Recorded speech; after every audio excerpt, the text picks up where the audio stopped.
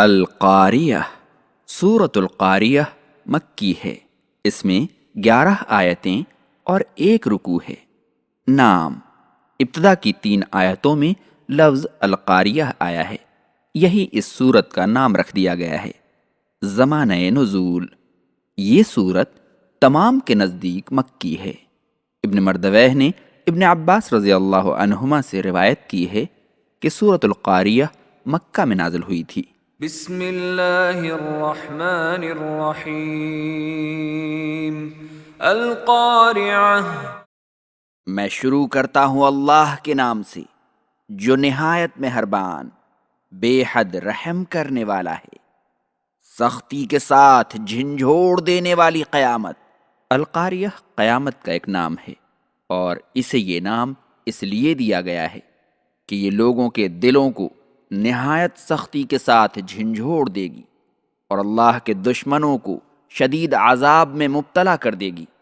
آسمان پھٹ جائے گا، آفتاب اور ستارے ٹوٹ کر بکھر جائیں گے، زمین میں بھونچال آ جائے گا اور پہاڑ ریزہ ریزہ ہو جائیں گے۔ اسی قیامت، بعث بعد الموت اور عقیدہ جزا و سزا کو اس صورت میں بیان کیا گیا ہے تاکہ لوگ اس دن کی کامیابی کے لیے کوشش کریں۔ اور پہلی اور دوسری آیت میں استفہام سے مقصود قیامت کے دن کی ہولناکی کو بیان کرنا ہے۔ اللہ تعالیٰ نے نبی کریم صلی اللہ علیہ وسلم کو مخاطب کر کے فرمایا، قیامت کا دن جو اپنی ہولناکیوں اور دہشتوں کے ذریعے لوگوں کے دلوں کو نہایت سختی کے ساتھ جھنجھوڑ دینے والا ہوگا۔ آپ کو کیا معلوم کہ وہ کیسا دن ہوگا؟ اس دن لوگ کیڑوں اور ٹڈیوں کے مانند پریشان و مضطرب ہوں گے۔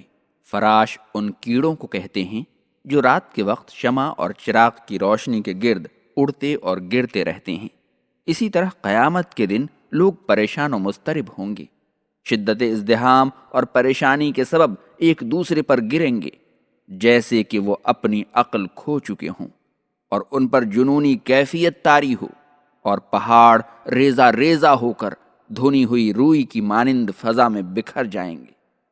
اس دن جب لوگ قبروں سے نکل کر میدان محشر میں جمع ہوں گے اور ان کے نامہ اعمال رب العالمین کے سامنے پیش ہوں گے، تو جس کی نیکیوں کا پلڑا جھک جائے گا وہ جہنم سے نجات پائے گا اور اسے جنت میں دائمی خوشگوار زندگی مل جائے گی، اور جس کی نیکیاں کم ہو جائیں گی اور گناہ زیادہ ہو جائیں گی، یا اس کے پاس نیکیاں نہیں ہوں گی جیسے کافر و مشرک، اس کا ٹھکانہ جہنم کی کھائی ہوگی جس میں وہ سر کے بل ڈال دیا جائے گا۔ آیات 10-11 میں جہنم کی ہولناکیوں اور اس کے عذاب کی سختی کا احساس دلانے کے لیے اللہ تعالیٰ نے نبی کریم صلی اللہ علیہ وسلم سے فرمایا کہ آپ کو کیا معلوم کہ وہ حاویہ کیا ہے؟ پھر خود ہی اس کا جواب دیا کہ وہ تو جہنم کی دہکتی ہوئی آگ ہے جس کی گرمی دنیا کی آگ کی گرمی سے 70 گنا زیادہ ہوگی، جیسا کہ صحیحین میں ابو ہریرہ رضی اللہ عنہ سے مروی ہے۔ رسول اللہ صلی اللہ علیہ وسلم نے فرمایا کہ لوگو، تمہاری یہ آگ جسے ابن آدم سلگاتا ہے جہنم کی آگ سے 70 حصے کا 1 حصہ گرم ہے۔